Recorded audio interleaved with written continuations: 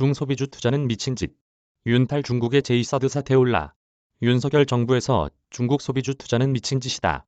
중국 소비 관련 종목들이 떨고 있다. 전 정부와 차별화된 윤석열 정부의 외교 정책 때문이다. 일각에선 박근혜 정부 때 사드 배치 결정 후 중국이 보복에 나섰던 사례를 거론하며 대형 악재 우려를 거론한다. 제2의 한한령 온화.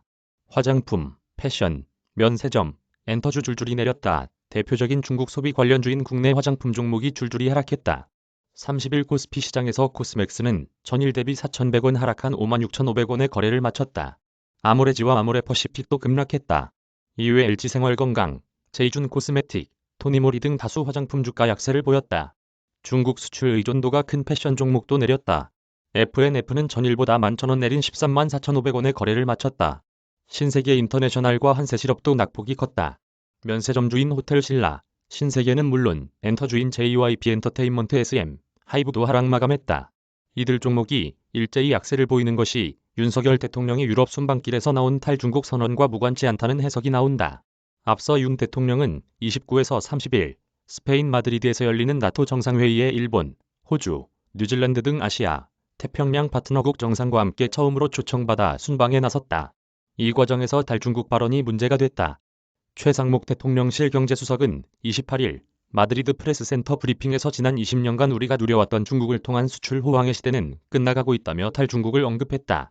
최 수석은 또 우리 경제가 지금 직면하는 근본 문제로 돌아가보면 성장 동력의 확충이라고 할 수 있다며 중국 대안시장의 필요성을 강조했다. 중한국 평화 해치는 불쏘시개.